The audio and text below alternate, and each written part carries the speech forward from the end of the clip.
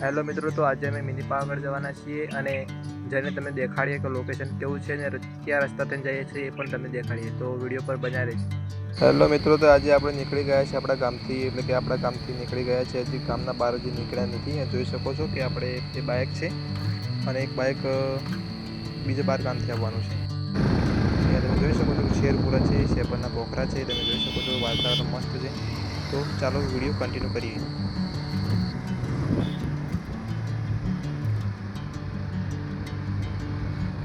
તો મિત્રો મોકેશ્વર આવી ગયા હતા. તમે જોઈ શકો છો કે માછલીઓ ઘણી બધી જોવા મળી છે અને તમે જોઈ શકો છો કે માછલીઓ જેટલી બધી જેટલા ભાઈને ખાવાનું નાખ્યું છે, તો તમે જોઈ શકો છો કે કેટલી ખાવા માટે તરફડિયા મારી રહી છે મિત્રો.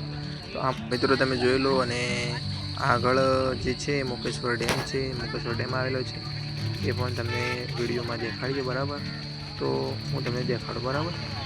તો અહીંયા તમે જોઈ શકો છો કે સામે જે દેખાય એ મોકેશ્વરના ગેટ છે. એટલે આપણે આગળ નીકળી રહ્યા છીએ જોઈને. તો ચાલો વિડીયો કન્ટિન્યુ કરીએ અને તમે જોઈ લો ભાઈ ને મેં બધા જઈ રહ્યા છીએ. તો વિડીયો સબસ્ક્રાઈબ કરજો, લાઈક કરજો ભાઈ. અહીંયા તમે જોઈ શકો છો કે પાવાગઢ એટલે કે મિની પાવાગઢનો પોખરો દેખાઈ રહ્યો છે અને બહુ મસ્ત લોકેશન મને તો લાગ્યું હતું.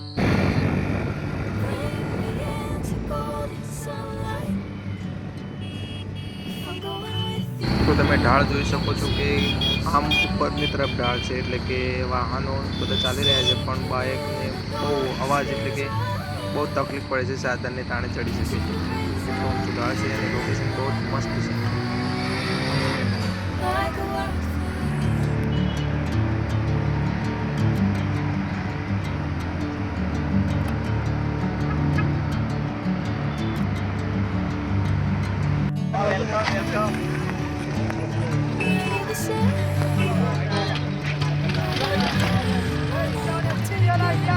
તો મિત્રો તમે ઉપરનો નજારો પણ જોઈ શકો છો કે નીચેનું ઘાવ જેવું મસ્ત લાગી રહ્યું છે. નજારો પણ સુપર હિટ છે અને તમે જોઈ શકો, તમે ના આવો તો આવજો. અને મસ્ત લોકેશન છે અને કાળકામાના દર્શન પણ કર્યા. તો લોકેશન તમને કેવું લાગ્યું એ આગળ દેખાડીએ અને શંકર ભગવાનની મોટી બધી મૂર્તિ પણ તમને દેખાડવાના છીએ. તો વિડીયો પર બન્યા રહેજો અને ચેનલને સબસ્ક્રાઈબ ના કરજો, સબસ્ક્રાઈબ કરી લો. ચાલો આપણે મંદિરની દર્શન કરીએ બરાબર.